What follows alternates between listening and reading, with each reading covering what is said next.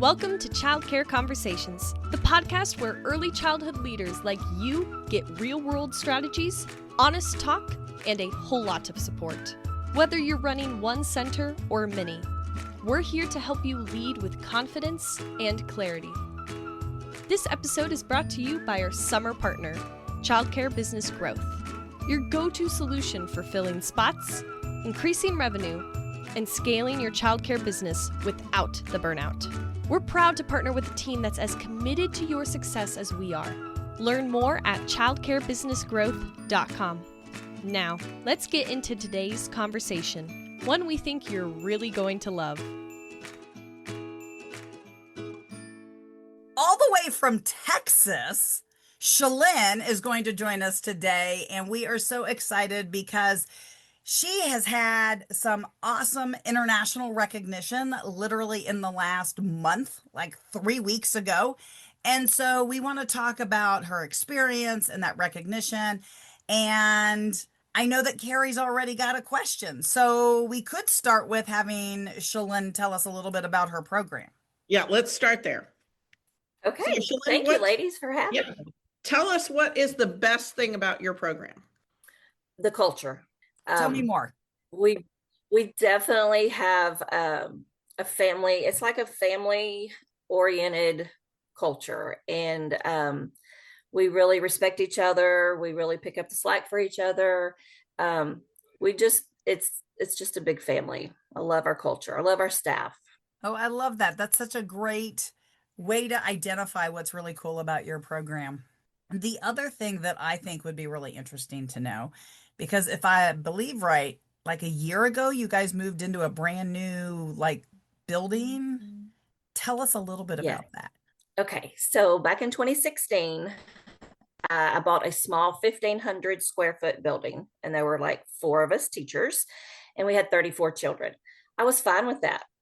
Then I started having a mentor tell me I need to get out of the fishbowl and I needed to think bigger. So we doubled that and we built on. And so we had 3,000 square foot and about 9 teachers. Then last year in April, I was approached by a pastor and his wife that we had grown up together. They were getting out of the ministry and they had an 18,000 square foot building that was their church on 20 acres. And they gifted that to me. So that's quite a gift. That's quite a gift right there. Yes. And it is the church that my husband and I attended back in 1993. And we actually put up wallpaper that's still there back in 1993. So it was part of my heart anyway. It had always been part of my heart. And it was gifted to us. And yesterday, which this is a perfect timing, yesterday we have been in our new building for 1 year. And now we have 130 children and 28 employees. Well, that is just awesome. And such an example of going out on faith and why sometimes coaches and mentors are a good thing, and why it's worth, listening and not sitting there looking at them like, you want me to do what? Or arguing. It also, it's being active in your community and having an active network of people who you communicate with about what your dreams and goals are. Because I bet if that pastor, if you had only ever talked about, Psalm 23 or whatever, he would not have gone, okay, we're stepping out of this ministry. I guess I'll turn it over to another church. Instead, he's like, I'm going to give this to Chelyn to help her make her dreams come true. So I think that's exactly what happened. Yeah, you did what people should do if they want to be successful in business, which is talk about what makes your business great and your dreams for your business. So tell us a little bit, that's Chelyn, exactly what about. happened. That happens. So tell us a little bit about the award that you won and a little bit about maybe how you felt when that happened. So when I started with my advertising partner, mentor, um, everything, I really had no clue I was going to get the award. But since advertising and marketing and having my coach, which is so important, we got 30 new children in 1 month. And it was like, whoa, and then 10 more, and then 10 more. And even this week, we got 6 new additional children. But we had to fill out this form before going to CBG and ask what our monthly income was. So it was it blew my mind when I put it on paper. To be honest, I'm not a good money person. Like, I don't have all my financials together. And so I just had hired also a bookkeeper. And so I text her and I'm like, hey, how much do I make a month? How much, kind of, because it happened all so fast. It was just like 1 month, I was like 30 new children. And so she sent me that. And so I sent that to Nick, and I'm sitting there waiting. I was waiting for the awards to be over.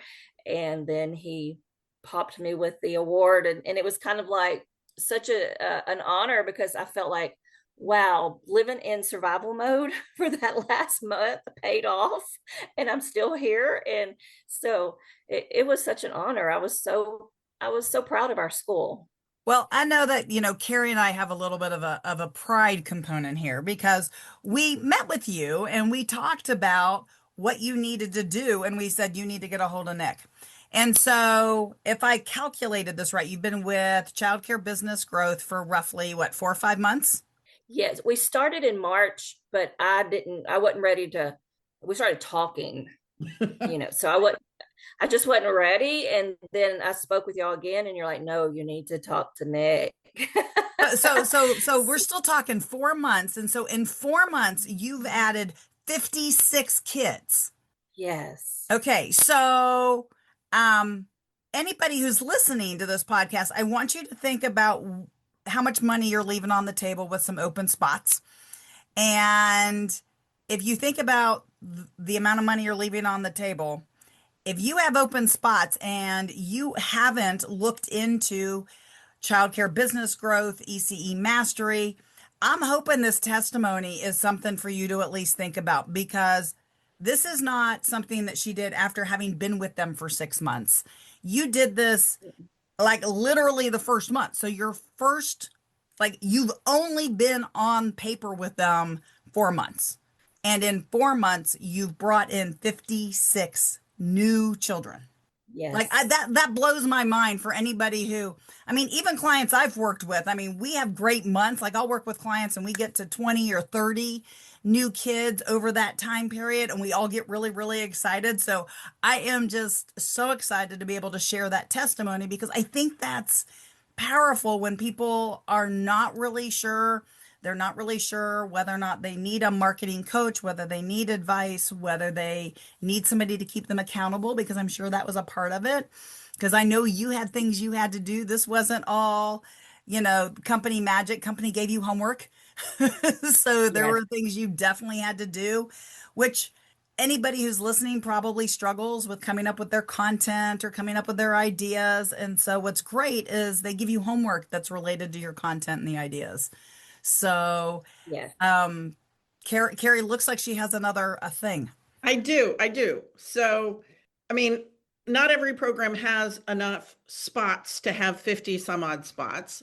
So that, because you had just moved into that newer space, and you'd gotten all the licensing handled, and you'd been there long enough to feel comfortable in the space before you took this step. So I want to congratulate you on not doing it the minute you walked into the door and waiting until you were a little bit comfortable and then go, okay, I'm ready to grow this program. So good on you for taking care of yourself and your heart and your team. But how much did you have to grow your staff, and how did you go about growing your staff, either in number or in capacity, to be able to handle this enrollment surge, I'm going to call it? Right. I guess I'm going to kind of pat myself on the back. People are like texting all the time, Chelyn, I want to come work with you. I want to come work with your business, your people, because we have that reputation in our community that we we're like a family. We're just, that culture is there and people are excited to work for us. And that wasn't all on me. It's just my admin team, like everybody. You have to make sure your vision's right, your mission's right, and that everybody holds on to that. And I've been so lucky to have an admin team and teachers behind me that are like, hey, you're looking for somebody? I have a really great friend that's been wanting to work for you for a long time. So we'll bring them in and interview them. And it's always worked out to where we normally have an extra, which this is so not normal in our industry, that we may have an extra teacher floating around. And so, like you said, being careful, if I had any advice to give anybody also on this, is to be careful all your systems are in place. For one, your mission and your values, your vision, all of that, and then make sure those procedures are in place, those SOPs, because if not, you really live in a horrible survival mode, because it started getting there. Because what happened is when we moved from the small building to the bigger building, everything changed. Like all of our SOPs really kind of changed. It was the same, but in a different capacity. So I had to get those fixed. And so having people know what their job is or what to do in this certain situation, that was like an extra me, there to be able to handle that. Oh, I love that. I love sure. that example, and such a great way to kind of, remind people that this wasn't an overnight thing, that you had those systems in place. And I'm sure you probably had systems in place because you probably had coaches and mentors that said, hey, how are your systems? Are you really wanting to be around all the time? Can't grow your admin team, can't grow your business if you're trying to do it all yourself. So, again, hurrah. So, Carrie, anything Yes, else ma'am. you'd like to ask before we wrap up this episode? So when you think back to the you that took that first jump of buying that first facility, if you put yourself in her shoes, what do you think she would have to say to you, to this version of you? What would she have said to you if she'd met you at a conference? Just what Kate said. Yay, I'm so proud of you. um, it's always been my vision. I want to take all the children in our community. I want to be that person. But I'm proud of myself, and that's hard for me to say. And so that question really kind of set me back a minute. But yeah, I'm proud of myself. I'm proud of our team. So thank you. And I think that a thing that I don't know if you're giving yourself enough credit for is you are an implementer and you are coachable. A lot of owners are like, no, this is the way I do it because I came up with this system. And that will only get you to where you are. It won't necessarily get you to that next level. And you being so coachable is what has allowed you to go from that level that you thought was success with the 4 other teachers and the 32 kids to this level is only possible because you were able to take the coaching, take the mentoring, take it on board, and sometimes go, whew, I'm not quite ready for that. But then do the thoughts and the work to get yourself to a point where you're like, yeah, that coach was saying stuff that I do need to do. And not every coach is telling you stuff that you need to do, because if the coach is telling you you need to have 27 schools in the next 3 years, might not be the right coach for you.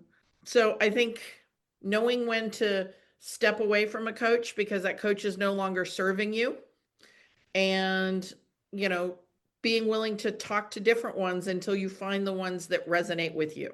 So I think you should Yes. definitely give yourself a hand for that, because not everybody can do that. Thank you. I do want to put this out there. I never thought I needed advertising. And yes, I had all my stuff together. Like, this is how I've always done it. So that young lady years ago that you're talking about, that's how she was, until someone said, hey, let's look at this. And I am very coachable. I love going to trainings. I love learning more. So I got my coach. I've had one coach for 5 years. And then we've got CBG. And I never had to advertise either. I thought never, but, and then another thing is living in that scarcity, being scared of the money. Like, am I going to have the money? I'm so glad that I stepped out and hired a coach. I am so glad I stepped out and hired CBG for advertising because, well, you see where I'm at. So I really recommend everybody to find someone that's really good to coach them.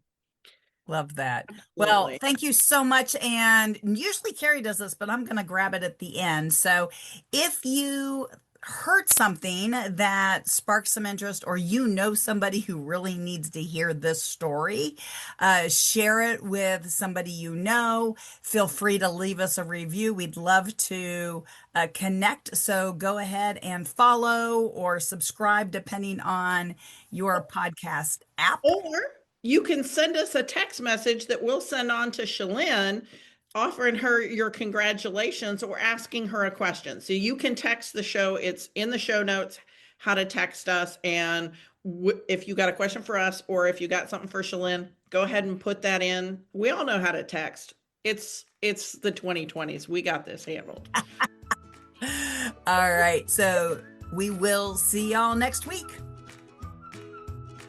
Thanks for tuning in. We love bringing you real talk and fresh insight from the world of early childhood education. Be sure to follow us on social media to stay connected and catch all of the latest episodes. And if you're planning a conference, training, or special event, Kate and Carrie would love to speak to your audience. You can learn more about their keynote sessions and workshops at kateandcarrie.com. If you learned something today, share the show and leave us a review below. We'll see you next time on Childcare Conversations.